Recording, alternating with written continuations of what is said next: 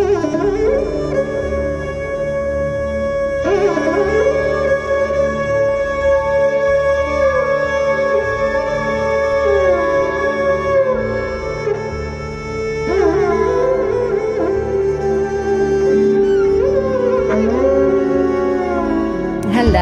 namaste. I'm Gabby. Welcome to a very special and somewhat different episode of the Happier Life Project.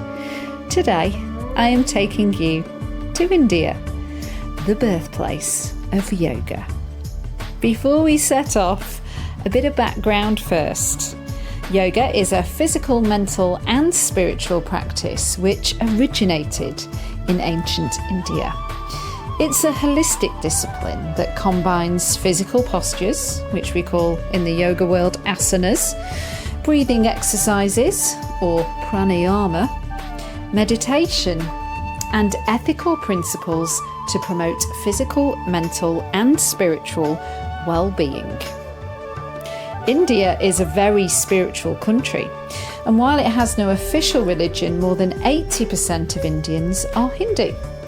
And in Hindu mythology, Shiva, god of destruction, the destroyer of the ego, who frees people from the negatives and puts them on the path of righteousness and courage, was said to be the first yogi, who began imparting the knowledge of yoga to the rest of mankind on the day of the summer solstice, which falls on the 21st of June, thus making him the first guru. And it's why we celebrate International Yoga Day, also known as World Yoga Day, on the 21st of June. It's a global event celebrated to promote the practice of yoga and raise awareness about its numerous benefits. So if you are listening to this podcast around the time of its release, this is why I have waited until now to bring you a collection of short interviews which I did earlier on in the year, exploring yoga whilst highlighting the incredible healing benefits, not just of the practice, but of India itself too. And our first stop is Rishikesh. Rishikesh is a city in India's northern state of Uttarakhand in the Himalayan foothills besides the Ganges, which means sacred, river. Rishikesh is commonly referred to as the yoga capital of the world, and rightly so. It is the absolute epicenter for studying all things yoga and meditation. So when I decided last year that I wanted to go to the holy grail of yoga, India, to deepen my study of the practice, well, there was no doubt in my mind it had to be Rishikesh. But what I didn't realise at the time was the huge lasting impact it was about to have. In modest accommodation where I washed my underwear out of a bucket, had access to maybe a minute of hot water a day, no heating. At the start of the year it was absolutely freezing. I'd go to bed fully dressed, wrapped up in a hat and a scarf under 2 blankets. I have never felt more content and at peace in my entire life. No internet, no TV, no radio, but the best company and the greatest of teachers. And this is where our story begins. I'm back on the rooftop of my school here in Rishikesh, the Jiva Yoga Academy, with my fierce leader, head of the program, Vikas. How are you doing? I'm doing fabulous. How are you, Gabby? I'm doing very well, thank you. I am now a qualified yoga teacher. Yesterday we had the closing ceremony. 50 years ago, this place was all jungle, right? But now it's become the yoga and meditation capital of the world. So can you tell us a bit about the story of Rishikesh? Yeah, actually, just 50 years ago, it was not completely jungle, but there were only few houses there. I will say that a few ashrams, or you will say like a monastery, they were working here. Some charity or some different stuff. Those monks and the sages were meditating here, so they were offering the food them. Just more and more people start to come, those who are looking for the enlightenment or meditation or yoga or spiritualism. So those people have arrived here, and then slowly, the wheel was moving, and then it has been boost everything here. And just last couple of years is big change. It is really big change. What I can see is Indian tourists, foreigner tourists, but after COVID is much more tourism here. So in some ways good also, but in some ways bad if I see in natural way, because when is more traffic, more people, so we have the less place for the animals and for the nature. Well, I'm so glad you mentioned the animals, because this has been one of the highlights of my trip, apart from the academy, of course.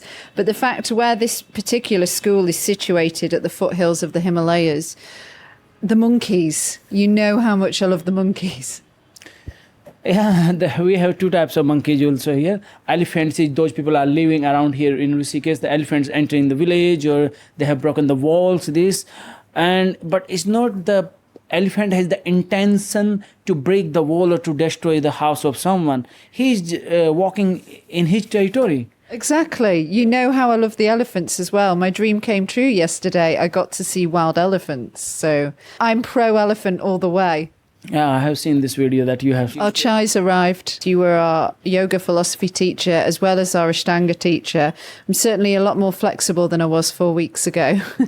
But in terms of the yoga philosophy, I thought it was really interesting to learn that yoga is actually above all religions. Yeah. So could you maybe surmise what you were teaching us for our listeners about that? Yes, yoga is not, yoga doesn't belong to any religion. Because when Patanjali born, there was no any religion in India. The Hinduism... He's the founder of yoga. Yeah, who is the founder of yoga, that he wrote a book that's called Patanjali Yoga Sutra. So that he is explaining about Ashtanga yoga, that 8 limbs of yoga, yama, niyama, that I have taught you, this self-discipline, observances, then asana, this physical practice. When usually you talk to the people and they say yoga, so they think this physical practice is asana, this is yoga. But the asana, then pranayama, this breathing exercise, then pratyahara, sense withdrawal, then concentration, then meditation. The last stage, that is called samadhi. Samadhi is liberation. How was the Jesus or Krishna or Buddha? They were liberated people, enlightened people. So the goal is this, samadhi. That is called yoga. And yogi means also who is enlightened being. Yogi means is not who is very flexible and doing lots of postures. It doesn't matter if it's a girl or a boy. You can't call her yogini or to him yogi. So yogi or yogini belong to the self, not to your physical body. I'm so glad you brought this up, because I was thinking about this earlier today, thinking about how much, certainly in the Western world, people would call themselves a yogi, but it basically means that they might do a couple of classes on YouTube or attend some classes in person, and it's very much like, I'm going to do the hour led by a teacher and then I'll go about my life.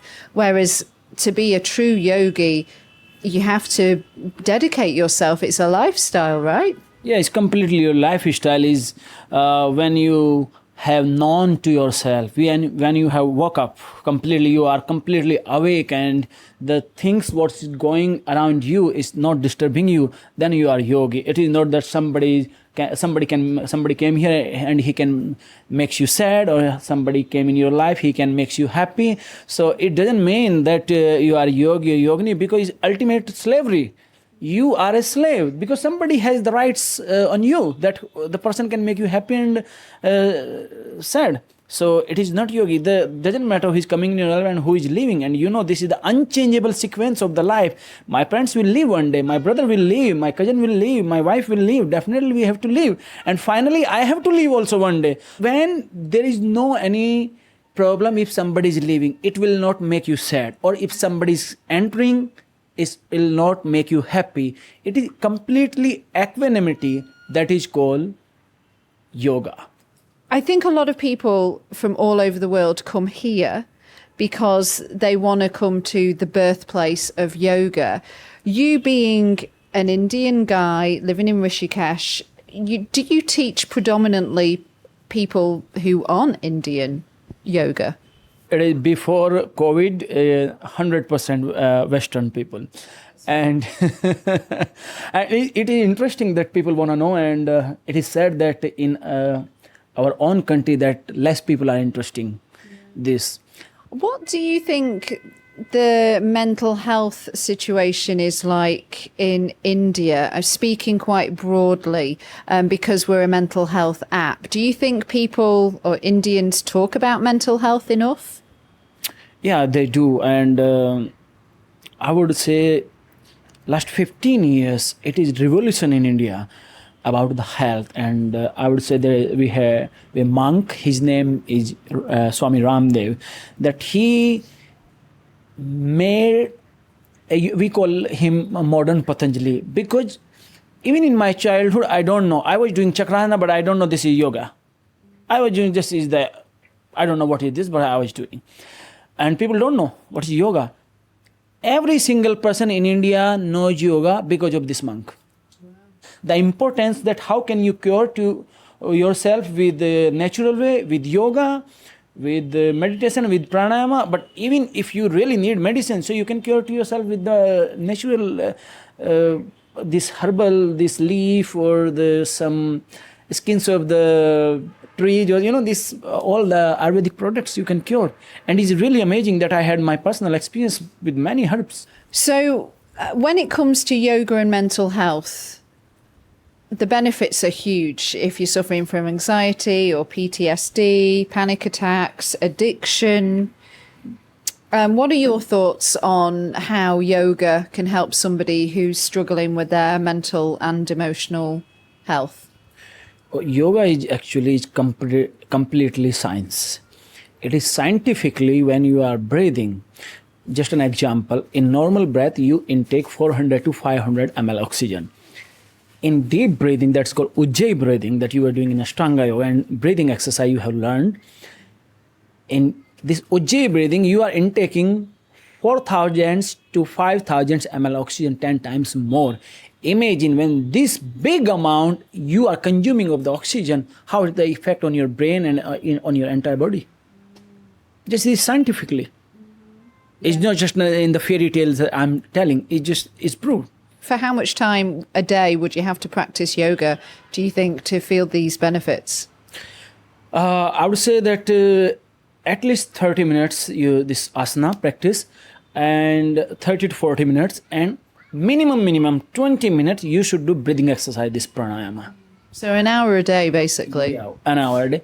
But the person who is really busy schedule and can't get time for the breathing exercise I would say, do you have 1 minute? I can teach you a breathing exercise just for a minute. That is called Bhastrika Pranayama, that one day in the class we have done. And you have seen just in 1 minute how your brain is calmed down. You are thoughtless completely. So the people, those are very tricky mind, or their mind is running here and there. So do just Ujjayi breathing 1 minute and, Bhastrika Pranayama 1 minute. And you will see in 1 minute how your mind is just quiet. You need to be careful. Those people have the high blood pressure, heart problem, they shouldn't do so fast and so strongly. They should step by step, go faster and faster by starting with slow.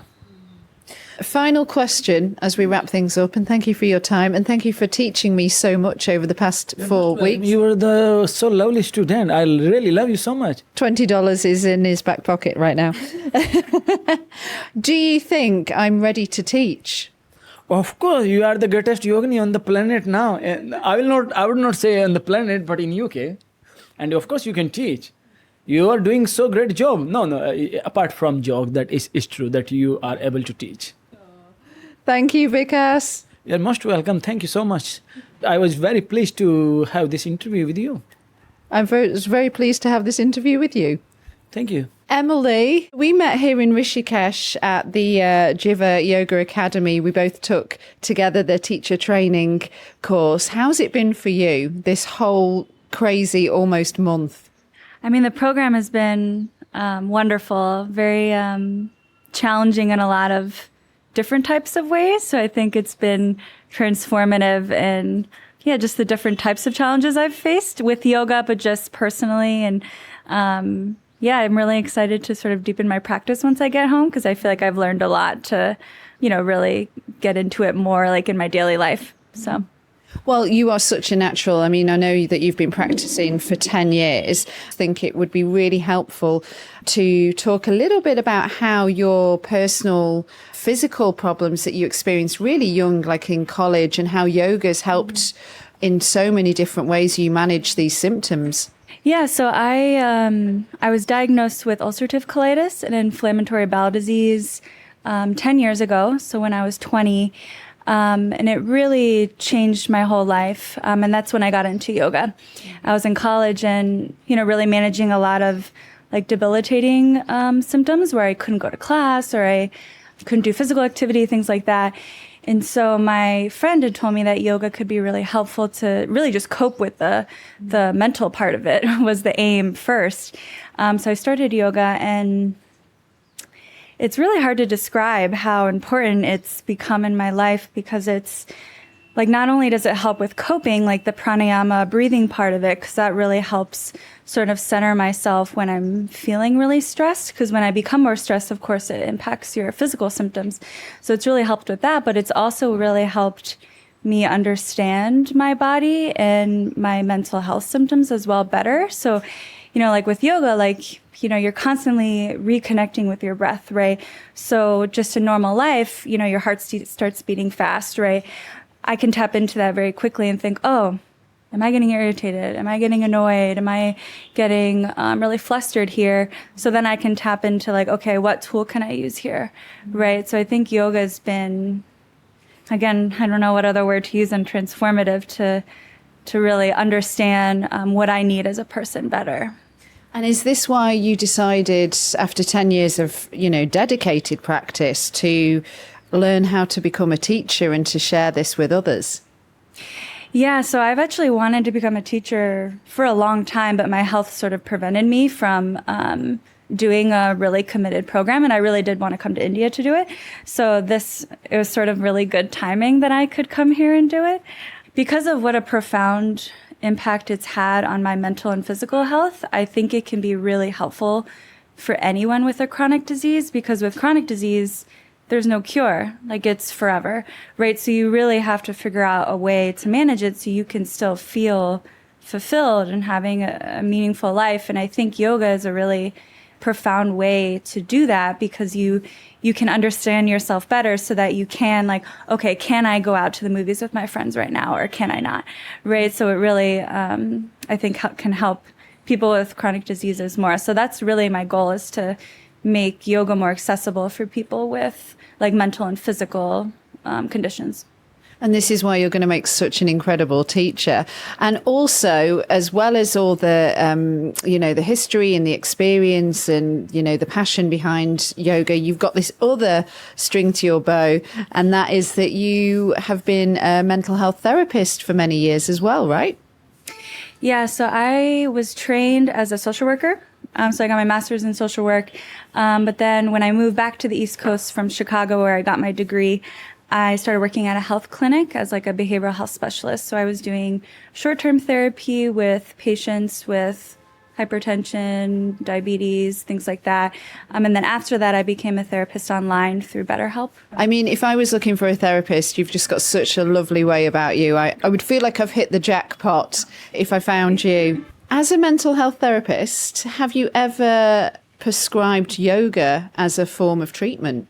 Yeah, so, I guess to clarify, so I don't like prescribe anything just because I'm not like a doctor, but I've definitely recommended yoga to a lot of like my clients, my patients. And when I say yoga, I also don't just mean like the movement, the asanas part. Like I've recommended diaphragmatic breathing to almost all of my clients at some point, because I think it's so important, and, understanding yourself, calming yourself, and, using different tools. So yes, definitely. So let's talk a little bit about India, because not only Rishikesh, which is so special. I mean, you and I have just fallen in love with the place, and we've both said we're going to be back.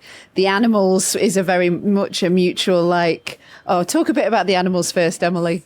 Oh, I mean, I love all the monkeys, right? They're just like climbing around everywhere, and they just want to like visit with you. It's so wonderful. And steal your food and your underwear. Yes, I've lost a bra and socks, but it's okay because it's monkeys. But then also there's just dogs everywhere, and some of them can be a little dicey, but most of them are really nice. So I love that too. Yeah, we've ended up adopting one, haven't we? Yes, right down the street, Karma. So yeah, India, you've been here, like I said, at the start of this interview for 7 weeks. It's quite the culture shock, isn't it, coming here for the first time? Yes, it is. I mean, my husband's from India, so he came here to see his family for 3 weeks before I started this program. And so I feel like I had this really like intimate view of India, like, you know, how you're invited into people's homes and fed and at parties and how you interact. And then I came here as a tourist, right? Because I'm here without my family who's Indian. And you're treated very differently, right? So it's very shocking altogether. The selfie thing we've experienced quite a lot. People will just stop you in the street and they're like, do you mind if we do a selfie? And this isn't just like sporadically. This happens all the time. Yeah, it's interesting. Yeah, I mean, I think it's with good intentions, but it can feel like a lot sometimes. Yeah, well, it was like you were saying to me, especially when it's like national holidays, then perhaps people have come to different parts, like bigger towns. We've both been to Mumbai. And then here in Rishikesh, it does attract a lot of people as well from all over that, you know, these people from like the countryside have never seen a white person before. Yeah, I think that can be part of it. Like they're just not used to that, like Indians might be in big cities, right? Yeah. So here in Rishikesh, there's no alcohol, there's no meat, there's no eggs. It's illegal actually to sell them or to buy them. Did you find that hard? No, I don't think so. I mean, I'm vegetarian, so that was fairly easy. I mean, the alcohol, like I only drink socially really anyway, so it's actually kind of refreshing to not have any pressure to drink when you're out or just for dinner or things like that. So I think it's been pretty refreshing actually. So what have you missed most about home in the States and what have you missed least? That's a really good question. I'm leaving today, and I think that the thing I'm not looking forward to the most is actually all of like the rules and regulations and all of like sort of the, in some ways, like rigid structure of the US compared to India. Like India is very free flowing, which I love, but can also be exhausting. What do I miss the most? That's interesting. I mean, I guess like my family, like besides my husband and my dog, I miss my family the most. And I get, you know, just like some comforts of life, right, that like are a little bit less accessible in India. Like a hot shower. Yeah, like a hot shower, exactly. The landscape of mental health in the US, what do you think it looks like? Is it as accessible as it should be, that support? It's a really good question. I think COVID really changed the landscape and made it really accessible in some ways, you know, with like the video platforms, I think has made it accessible in terms of being able to do sessions in your home. But in another way, I don't think it's made it accessible because a lot of those platforms cost a lot of money and a lot of people who need the services can't afford that. So I think there is a ways to go in terms of making mental health services affordable for people like in inner cities around the country who don't have a lot of income. I think there is still some work to be done there. Final question. What's been your highlight of your experience in Rishikesh? I mean, if I say the yoga program, it's pretty vague, but I would say the yoga program, you know, like connecting with you and Suzanne and the teachers. And, you know, I think what it really is like having the dedicated space to just think about yoga and like how, you know, that can be my lifestyle and things. So I think that's been the highlight. And we've talked as well about the fact that we're going to get home and people are going to think we've just been relaxing for a month, right? But it's been probably one of the most challenging things either of us have done. Would you agree? Yeah, I would definitely agree because I think challenging in like just a self-discipline sort of way, right? Because like where we've been staying, like the standard of living is just different, right? But also the schedule is like really rigorous, right? Like, you know, 2 yoga like physical classes a day and then like 7 hours of learning things, right? Like that's just a lot of like absorbing. So I think like how to absorb all of that and then integrate it into your life, that is like a huge challenge, but probably the most important challenge we can have, so. I agree. We'd better get to it then, hadn't we? Yes. Emily, thank you so much. I know we're going to keep in touch. Yes, definitely, Gabby. We'll meet up. It's the day before my final exam at the Jiva Yoga Academy in Rishikesh, India. And I finally found a moment to sit down with one of my teachers, Pritam. He is my pranayama teacher. Welcome. So first of all, thank you a lot, Gabby, for giving me this opportunity to speak. I give you my 100%. Oh, I know, because you always do. So you teach pranayama, which is basically breath work. And I think for our listeners back home, a lot of them are from the UK and America. If we could start with a quick description, a quick synopsis of what is pranayama. Pranayama basically is our breathing work. So where we work on our respiratory system, on our breathing system. So day-to-day life, usually from our environment, our society, our wherever we live, our this atmosphere is not good. So somewhere we have to know more about the pranayama, because Rishikesh is more quiet and more clean environment here, because we are close to our Himalayas. So everywhere is greenery, and air is super clean. That's why it's very easy to do yoga here, to practice yoga here. People they are more connected here with this yoga. So when we're practicing pranayama, breath work, and you've been teaching me how to do various different exercises, and there's so many benefits, and it's completely free. Anybody can do it.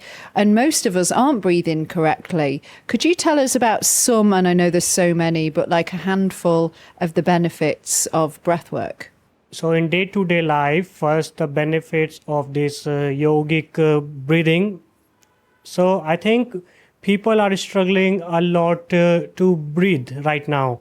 They all the time busy with their electronic things like games, like computer. So I mean, the breath is the very important way where you can connect it in your 10 senses, your action senses and your normal senses, 5 senses. So physically and mentally. So, like, it calms down the nervous system. That would be one of the big benefits. Yeah, of course. Nervous system, in the nervous system, in head, you have many organs are there. So there is like 3 minds are there, like positive, negative, and third one we call in Sanskrit Sushumna. There is also mind there. The third nadi, we said. Nadi is your, the channels, the astral channels where we work on our pranayama. And in terms of mental health, how does pranayama help if you are suffering with any mental health problems like anxiety, like panic attacks, maybe addiction? How can pranayama, simple breath work, help? So usually, everywhere in universe we are connected with our mind, because mind is the only one thing who is responsible for everything. So if we sit somewhere and doing pranayama, if we are working on our breathing, so we are settling down our mind there. So if we are able to settling down our mind there, so it is very easy to taking our mind positively. So the negative things, like we are never move in like bad things, like any kinds of drug or any kind of this social things, like any social things which which distract our sense there, like our eyes, skin, or nose, or our tongue. Like food also, food is also drug. When we consume bad food, so we hurt our this sense there, so we lose our sense. We like connected with that drug. We our mind is always moving on that world. When you are doing this pranayama practice, so you are more connected with your senses there. So when you are connected with your senses, your mind become more calm. So when your mind become more calm, then you achieve on the concentration, then you are able to concentrate on your things. And it starts with the breath. I found taking your classes that it's really helped me go to sleep and get into a deep sleep as well, because like you said, it's very calming. I'm curious, this is my first time in India. You're a young guy living in Rishikesh. Do people speak openly about mental health in India? They are worried to speak openly.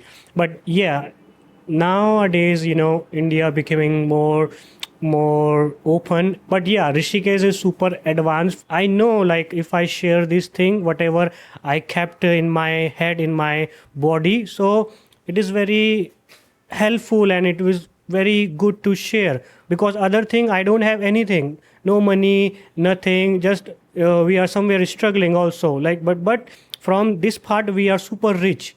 My friends and me, all the time, we are sharing these things about the wellness, about, and we are making plans for, from the next month, from the next week, what we can do for our mental health, what we can do for the people, those who visiting us here in Rishikesh. So we are generally more working on this way. I think Rishikesh is really special. I mean, it's called the yoga and meditation capital of the world.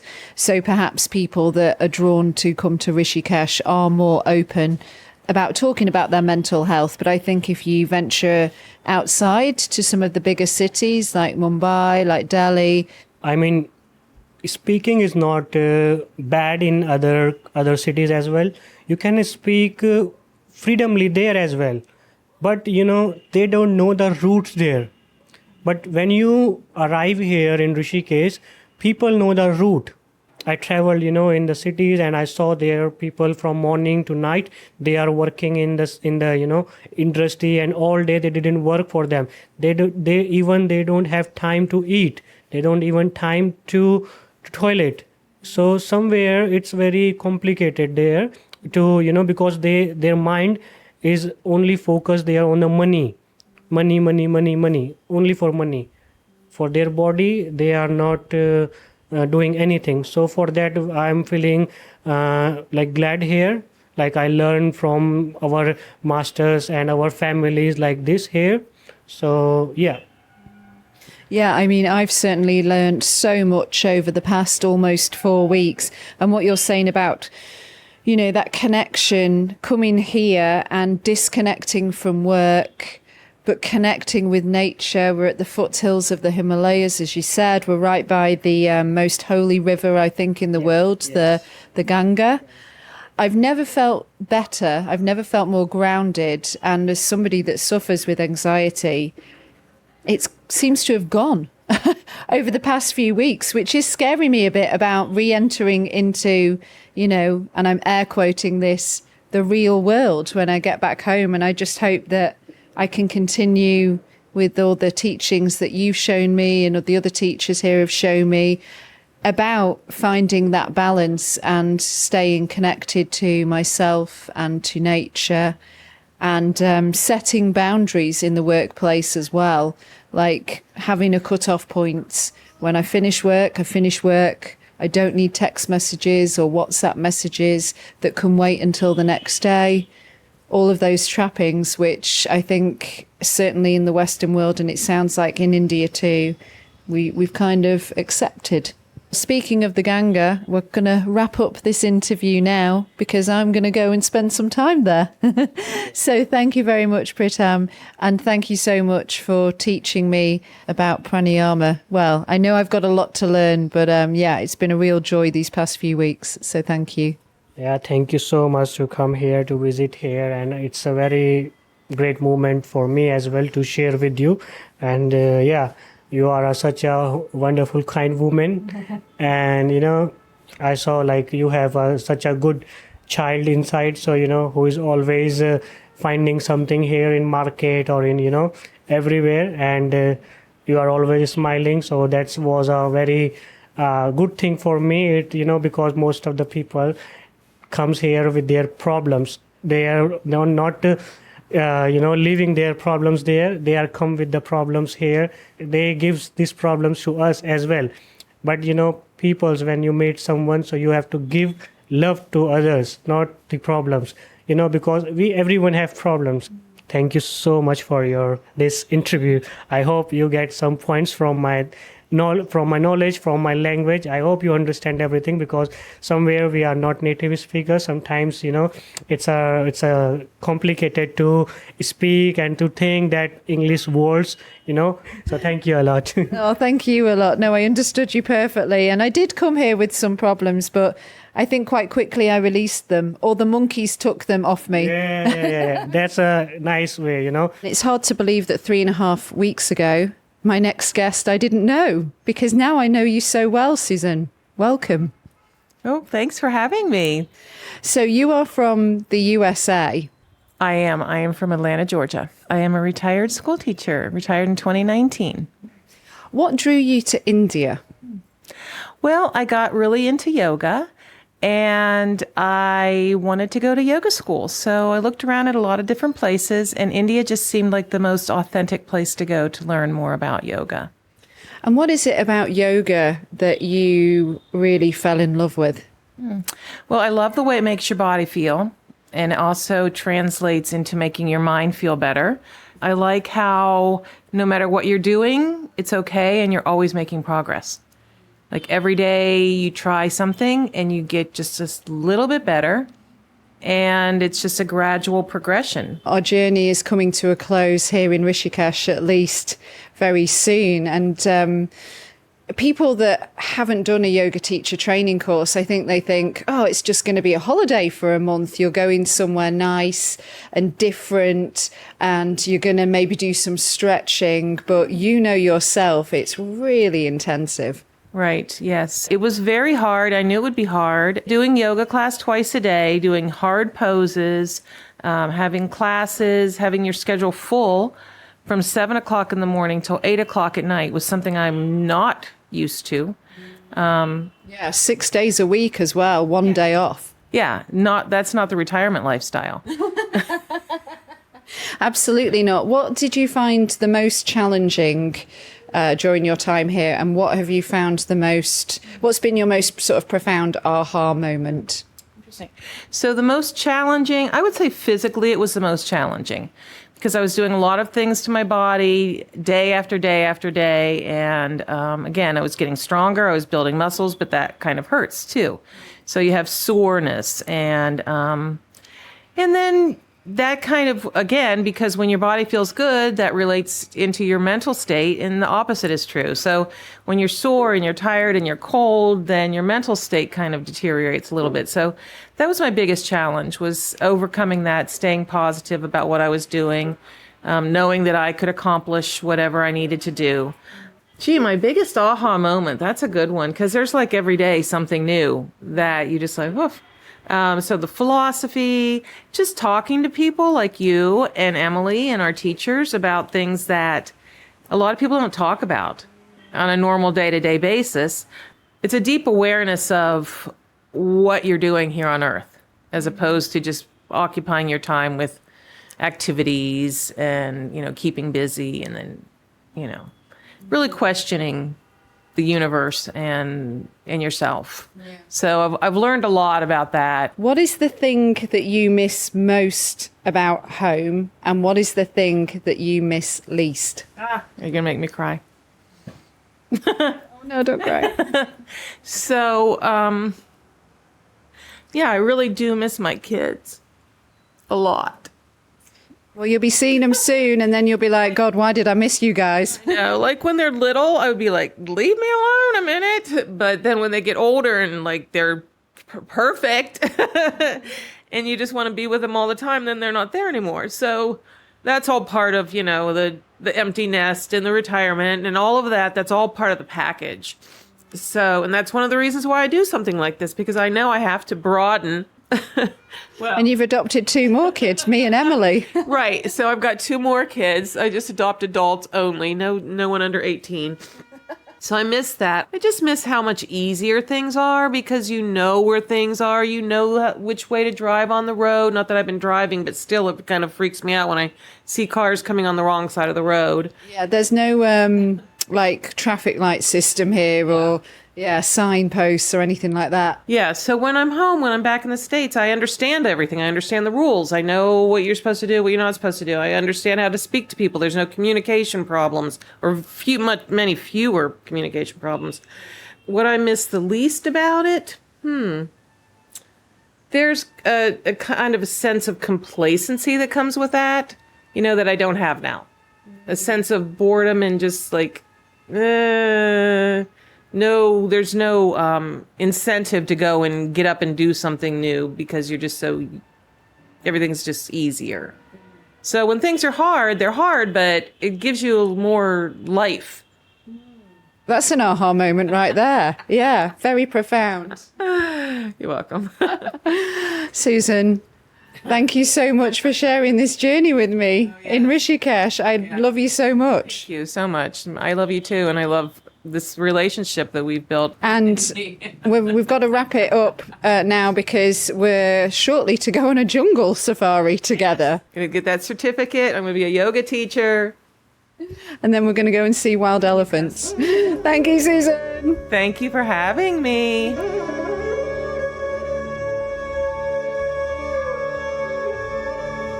Listening back to those interviews when I was putting the podcast together, it took me right back. And I'm not going to lie, I cried. Apologies for the background noise, or as my dear friend who you just heard from, Susan, put it, the national anthem of India, car honking. But my story didn't end in Rishikesh. After a wonderful month, I was off to Goa. Now, Goa is a state in western India with beautiful coastlines and beaches stretching along the Arabian Sea. Northern Goa is more notorious for having a party scene, whereas southern Goa is much more serene and home to many yoga schools and retreats. Not ready to give up my complete immersion into yoga or India just yet, I took myself off to Patnam Beach in southern Goa and enrolled in a week-long yoga retreat. Or so I believed, because then I got scammed. Now, this is something that you have to be careful about. For me, I was really, really, really lucky as I found an amazing teacher, ironically from Liverpool, and you're about to meet her. And she let me join her yoga classes in an absolutely stunning location. And then I met the wonderful Trish Whelan and was able to get a place on her Kundalini yoga retreat. Trish and I recorded an episode of the Happier Life Project back then, which you can check out earlier in the series. It's called Inside a Kundalini Yoga Retreat. So everything for me did work out. And if you do ever want any advice on yoga retreats or teachers or teacher training courses, feel free to drop me a message on Instagram and I'd be more than happy to help. But back to Goa. Again, I met the most amazing people from all over the world. But when I was booking my plane ticket, did I expect that one of those persons would be from down the road back home? I did not. I'm delighted now to introduce you to Julia Gavin, a phenomenal yoga teacher who splits her time between the northwest of the UK and the south of Goa. I am in the Palm Trees Yoga Resort in South Goa, a stone's throw from this beautiful beach called Patnam Beach. And Julia is from my neck of the woods back in the UK. I certainly am. Check out the accent. I know. Didn't go anywhere. It's so true. From Liverpool to Goa, we need to get into this story, but let's talk first about this incredible location. And you are not just a yoga teacher, you are a yoga teacher of teachers. Yeah, I'm hosting yoga teacher trainings here in Goa. I've been here for 10 years, backwards and forwards to the UK. I head back to the UK for the summer months. And then 2 or 3 years ago, I came into Palm Trees Yoga Resort where I've got my own school here. So I'm, running trainings, 200 and 300 hours. So certifying teachers and then helping teachers to delve deeper and further into practice and to deepen their teaching skills as well. Amazing. I was recommended you. I've been here for a few weeks now and I turned up and it was Rocket Vinyasa. There's a thing. Oh, the rocket. The rocket. I am smashing rocket at the moment. It's my thing. Yeah. Well, before we go any further, I think we just need to describe this incredible location that we're sat in right now. I mean, you know, goals in life. We're surrounded by palm trees, I guess, hence the name. There's a lot of palm trees, and the palm trees aren't ours, actually. The palm trees are another business, and every few weeks, every 6 weeks or so, we have the coconut pluckers. Oh. Who come and shimmy up and down the trees and get rid of all the coconuts, and then they're taken away for coconut oil. So there's another business, there's another layer to the business than us just being a yoga resort. I'd be like nicking all the coconuts. We're not allowed. We're not allowed. Like, honestly, I'll be shot down dead for taking a coconut, really. It's very political, political. Okay. Yeah, but other than that, yeah, the resort sits in between Patnam Beach and Rajbag Beach. And we're kind of on like the backwater of Goa. So the little river runs down onto Patnam Beach. So even though we're only a 10-minute walk from the beach, it's got like quite a different feel from the beach resorts. Oh, absolutely. I mean, it's very serene. I mean, we're sat right now talking in a yoga, I always want to say chalet, but it's shala. Chalet. Chalet. Yeah, which in Sanskrit means home, yoga home. Mm-hmm. Yeah, surrounded by palm trees, but the resort itself, because you can come here and you can do classes and drop-in classes, and that's how I found you, but there's an incredible resort that is like the mothership, first and foremost. Yeah, there's 13 cottages over there on the other side of the river, like single, double and family cottages. Like the resort is now up and running as a yoga resort with, there's some guys, but predominantly women coming for yoga, coming for a beach holiday, coming to enjoy, you know, what Goa has to offer as a holiday resort. And then at certain times of the year, I'm running the trainings. Yeah, so you've got yoga retreats that you offer here. You've got your yoga teacher trainings, and you've got like, I mean, even to get to the Shala, you've got to go over this like little cute bridge over like a bit of a lake situation. I mean, it's just incredible. It really is special. That bridge is so special. And one of the guests only this week has said she felt like she was on I'm a Celebrity, Get Me Out of Here. I love it. I love it. I don't know how you feel about this. And just from my observations and my own personal journey with yoga and then yoga teacher training, do you find you get people that like sign up to do it because of the location and because like they love doing yoga, but maybe they love doing the physical aspect of, well, I take yoga classes a few times a week, so therefore I'm going to like throw myself into this program. Whereas, you know, I don't need to tell you that it's a really intensive course. And like, I was thinking about this the other day, maybe there's a gap in the market for like a kind of not a teacher training because people maybe don't want to be a teacher, but not a retreat, but somewhere in the middle where you can work on your flexibility and getting your body to, you know, go into all these poses for Instagram, which is, I think, what happens a lot when people rock up to a teacher training and then they can struggle. I'd love to know what you think about this, Julia. Then they can struggle. What is the solution to this? Because I'm racking my brains, and it's interesting that you have, you know, you've picked up on it in the time that you've been here in India. And the amount of people who join these, it's a 3-week training. Let's talk about the 200 hours for now, because the 300 is a little bit different. Yeah. So people sign up for this like really intense 200-hour teacher training. They fly themselves all the way to Goa, where you have got a glorious beach 10 minutes away.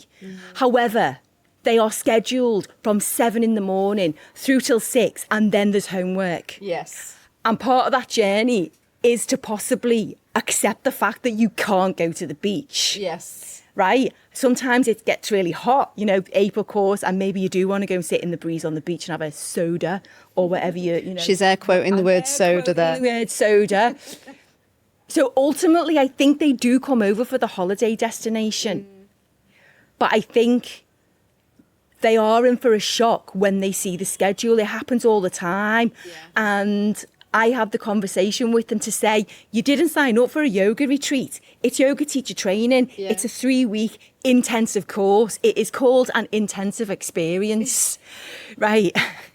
And it says in the blurb on the website, all the websites say the schedule is all there, but yeah, people will still come over and buy into this, yoga on the beach in Goa. But they'll talk about it being a life-changing experience. Yeah. Right? Yeah. A life-changing experience. And you are absolutely right. If I could come up with a name to rebrand that course, then I would, but I can't think of the name. But it is a life-changing experience. It's time out from whatever you're doing beyond the 3 weeks. Yes. It's very much time out from that. But somehow we've all bought into this 200-hour yoga teacher training, and then you're going to get a certificate from the Yoga Alliance at the end of it. Yes, and this is then when we go into another issue, which is in 200 hours, yes, you learn a lot, but it's all in for a few weeks.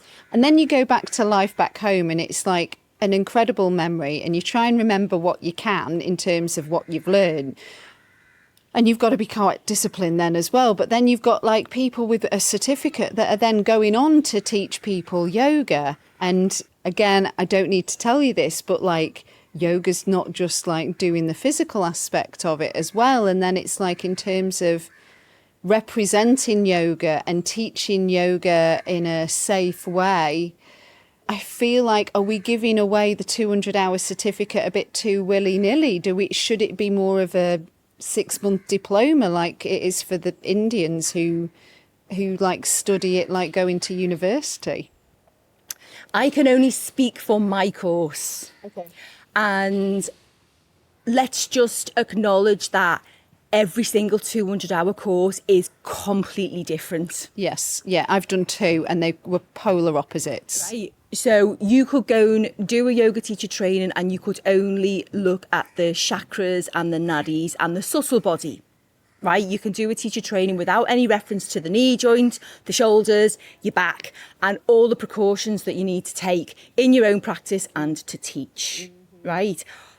That's not applicable to my course. It is absolutely like jammed packed with safety precautions, anatomical references, the technicalities of the postures. And then there's a big emphasis on teaching what we would call like a 60-minute flow, which is exactly the kind of flow that you would do in the studio back home. Your 5 o'clock, your 6 o'clock class, you've been sitting in the office all day, you want to go move and to breathe, right? That's the brand and that's what you'll get from me, right? So this big part of meditation, big part of, big focus on movement meditation. And I believe that in 10 years, my course pulls the traditions of the yoga with a very contemporary feel as well. And I'm like so up to date with what is going on in the yoga studios at the moment, because I go back to Liverpool and the cities, I go to London and I go to the classes that are popular to know what popular yoga is. Right. And it is different from like, we're not doing yoga that like Patanjali talked about 2,500 years ago. It's very different. Studio yoga is different. And like it all over, it serves purpose because people at the end of the day will go, they'll take an hour out of their day for themselves to move and to breathe. And whether that's Ashtanga or whether you're laying on bolsters in yin. You're getting out of your own head, aren't you, as well? I think that's such a big one, Yeah, that's, to be fair, that's making me think as well about like my teachers. On the 200 hour, I did one in Portugal. That was certainly more westernized, should we say. But actually, yeah, probably more applicable in terms of like if I was to go on and teach myself.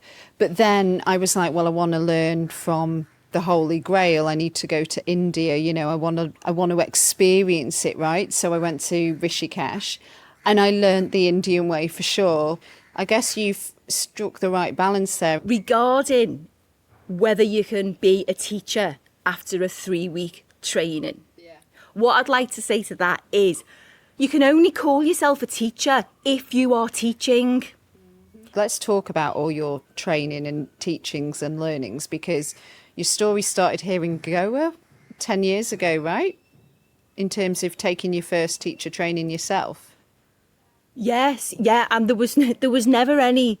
I didn't give up life in the UK to come and do yoga teacher training and to become a yoga teacher. I was here in the area. I seen a sign on a tree that said yoga teacher training.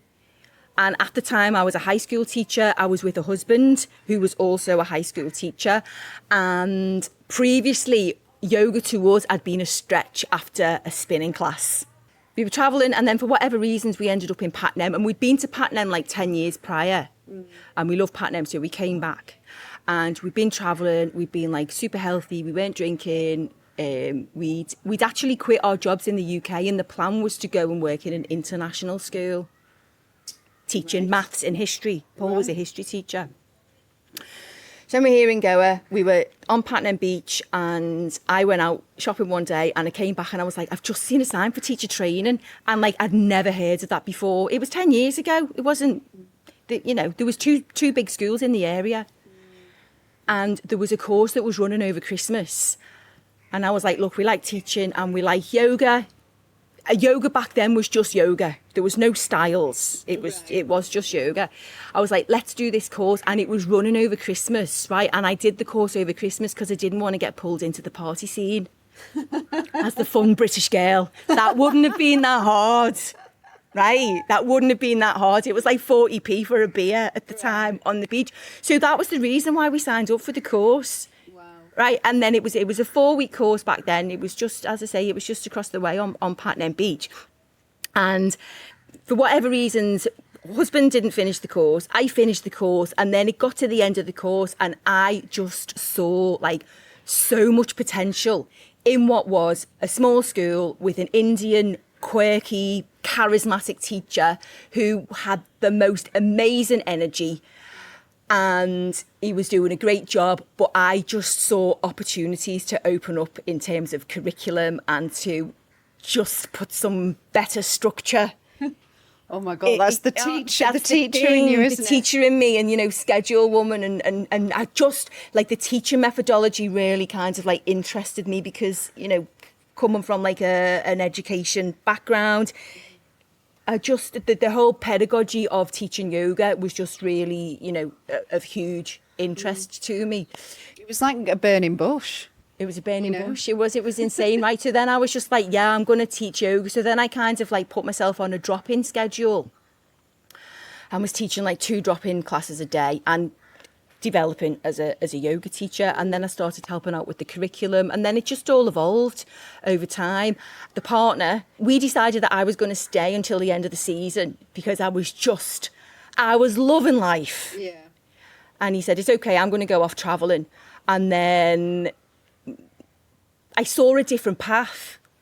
Right, I saw a different path, and the jobs that we had, which would have been to go and work in an international school on huge salaries, tax-free, state-of-the-art apartment, like the most incredible lifestyle. And I just had this one day where, do I do that? Do I take that lifestyle and go and live in AC on this big salary and continue to teach maths? Or do I embrace teaching yoga on a beach in Goa and earn no money? I was earning enough money to just like live for the day.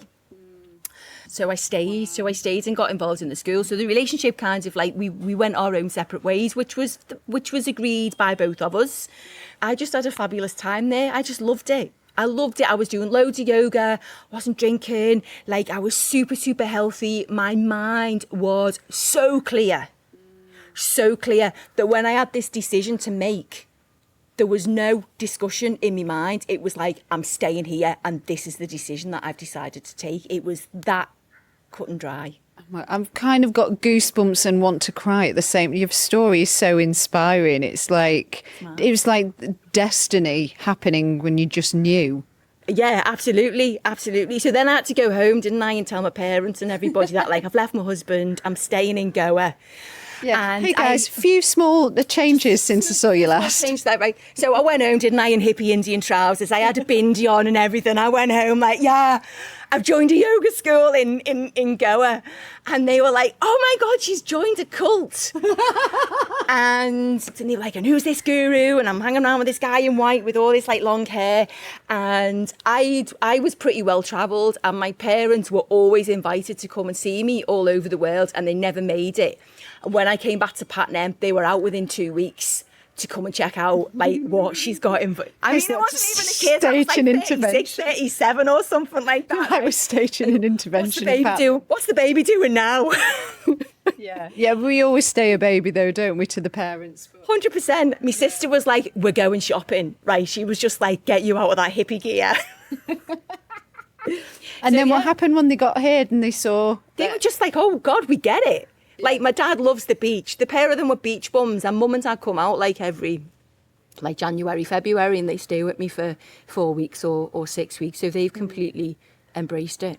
Well, there's a magic in India, isn't there? Which I'm still trying to find the right words to describe what it is.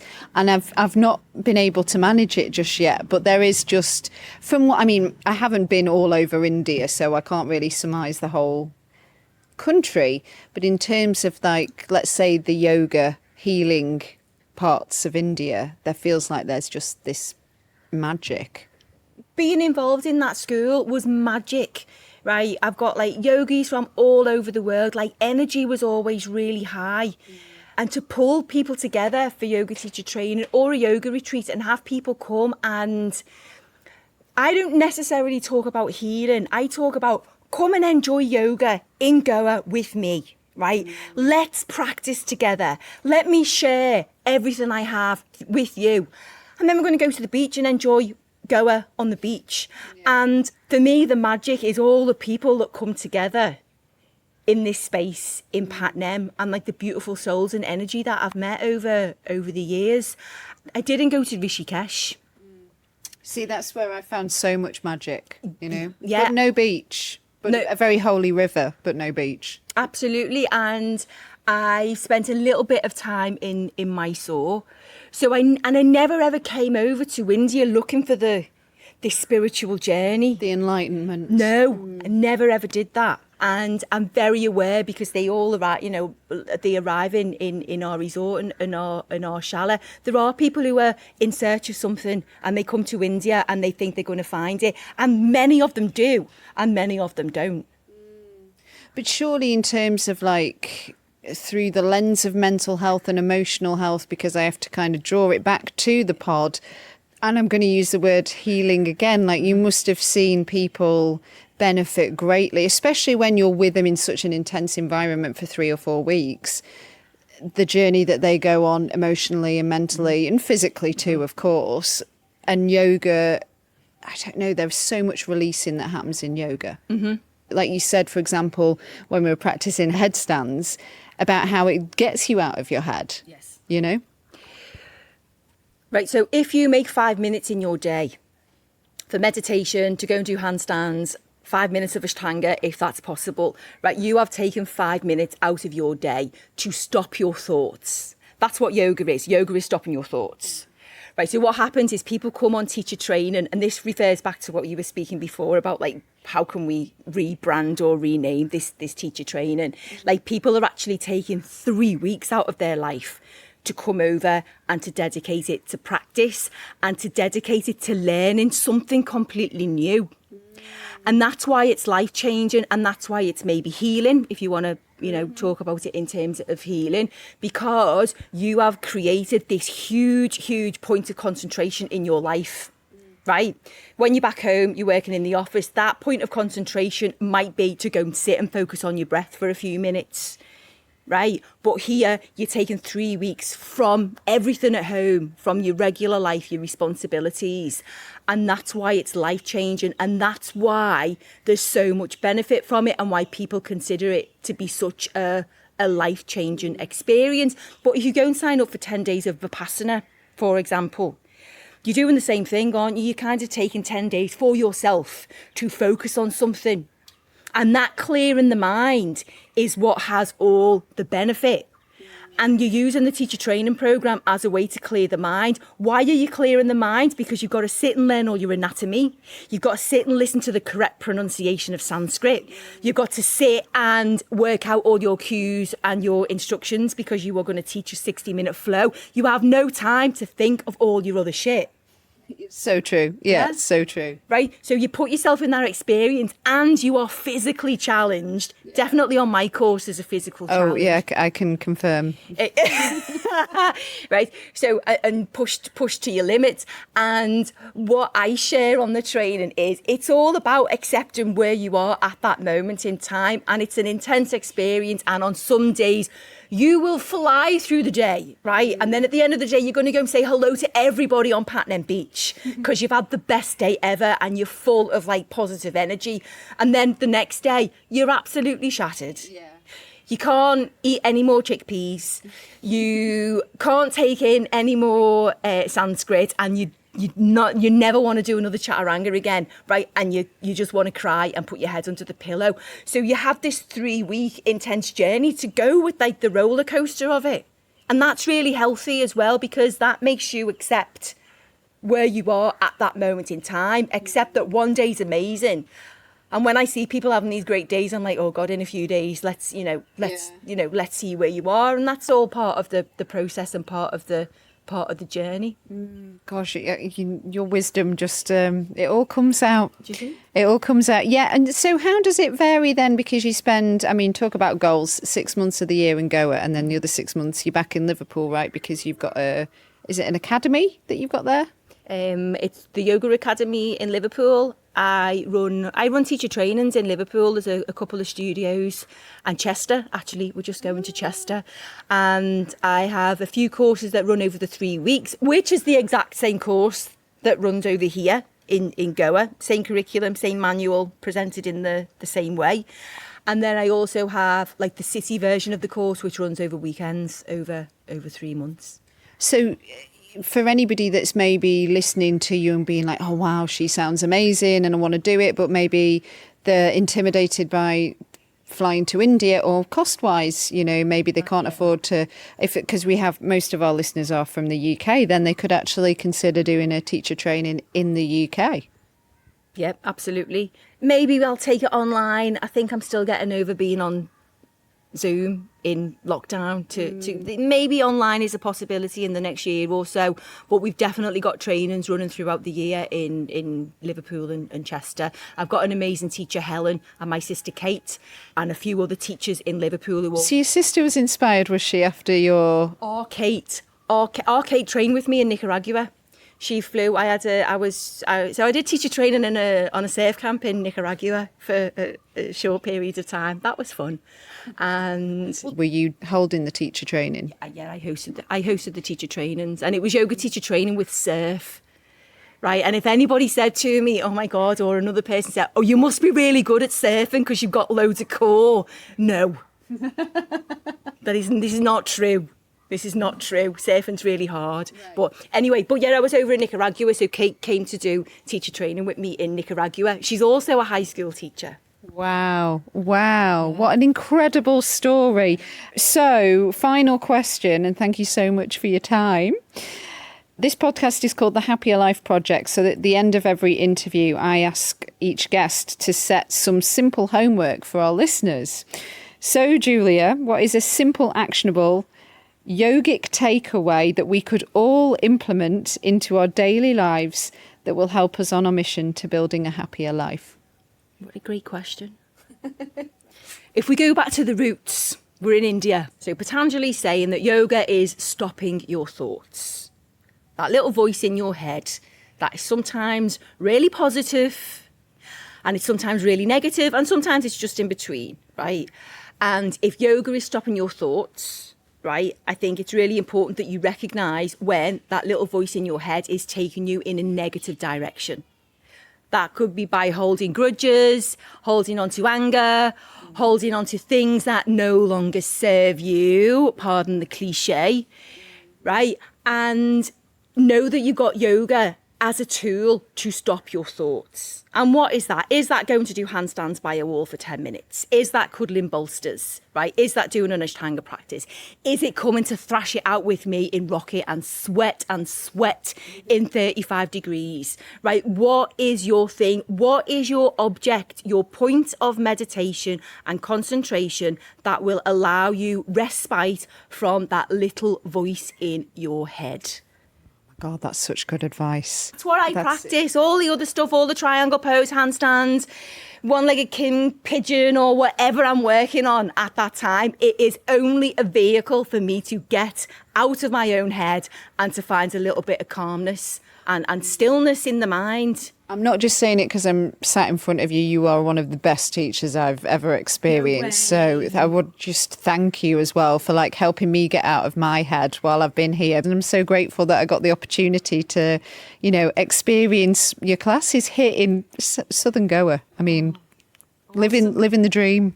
I am living the dream. It's good. It's been hard work to get here, but yeah, it's great. So I hope you come back. I hope I come back too. And so actually, quick plug in terms of checking out the resort. It's obviously got a website. We are palmtreesyogaresort.com. And then for more on you, is it on Instagram? Is that your best, or you've got a website? Julia Gavin Yoga, but I've got like a really nice profile on the yogaacademy.com, which is my Liverpool website. So there you go. If you're interested in learning more and maybe signing up for a retreat or teacher training, you've got the option of good old Liverpool. Liverpool or Goa or Chester. There you go. Liverpool, Goa or Chester. There are my options. Nicaragua's possibly back in the pipeline as well. There's a thing. Surfing. Trying to surf. Safe. Got to say it with a Liverpool accent. Safe and turf. Thank you. Thank you so much. Thank you.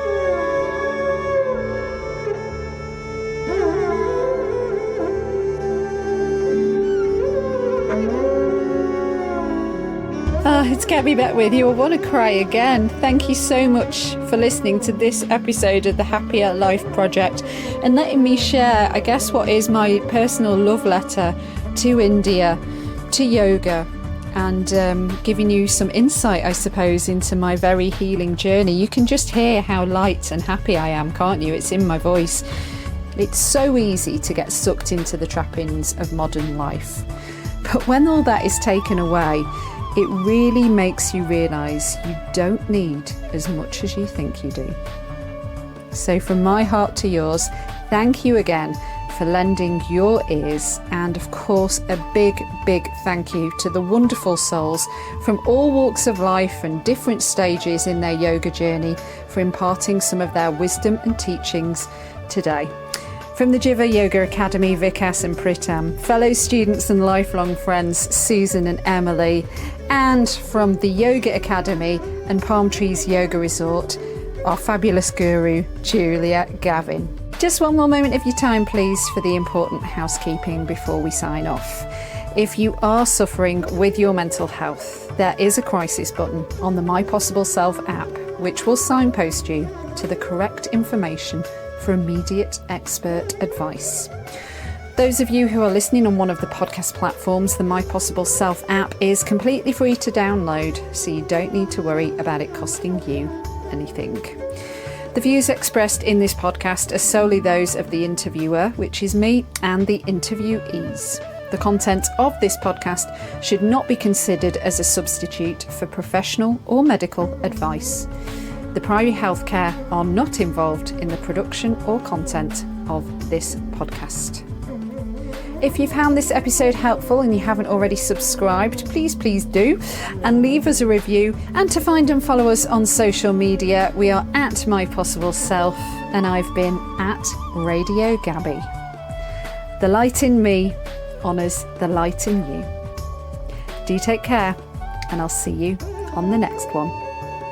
Namaste.